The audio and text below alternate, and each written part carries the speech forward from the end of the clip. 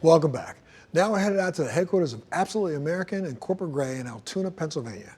Their mission is to make successful matches between transitioning service members and employers across America. Here's CEO Mike Jennings with an insider tip to help you or a veteran you know make a successful military to civilian transition.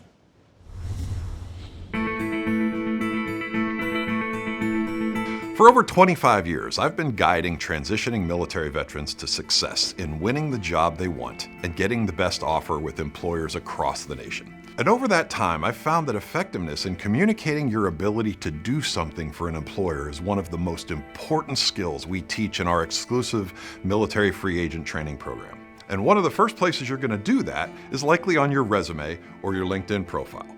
With the uniqueness of your military job and all the jargon we use every day, explaining the value of your military service in language other than what you've been using every day can seem a bit daunting. The good news is that, in reality, this is not as hard as it seems. It just takes a little time and a little thought to break your work down into simple terms.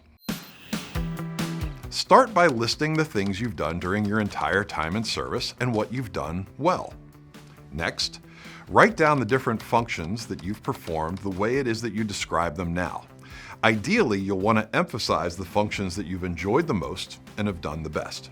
These are your strongest value propositions. By the way, your ability to learn and apply training is something that all military veterans have done that's of interest to employers. Next, circle every word or phrase that you would not have understood back when you were in high school. These are the parts of the job that you do that we have to translate for employers to make it easy for them to understand.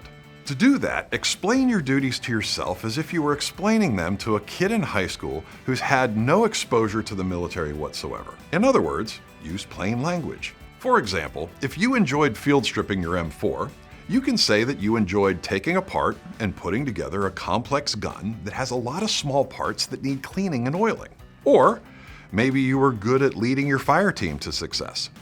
So what are the functional duties of a fire team leader? Well, you led 4 to 5 grunts in maneuvers in the field. You trained them on how to do the job.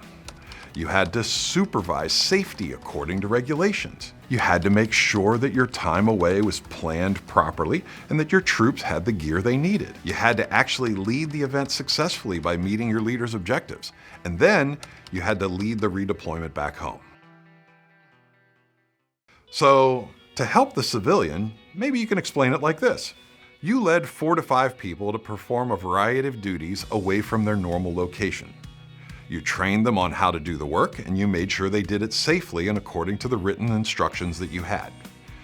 You planned out everything that had to be done and everything the team needed to do its job. And when it came time to do the job, you led the team to meet all of the goals for the event.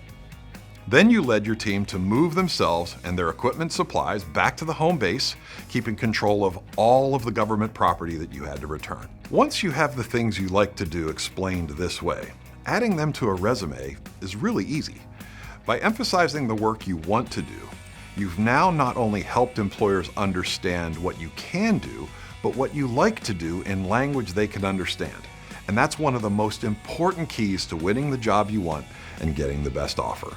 For more insider tips on this topic and others in the military to civilian transition, check out my new book, On Target and On Time, Precision Guidance for the Military to Civilian Transition, and check out our websites, absolutelyamerican.com and corporategray.com.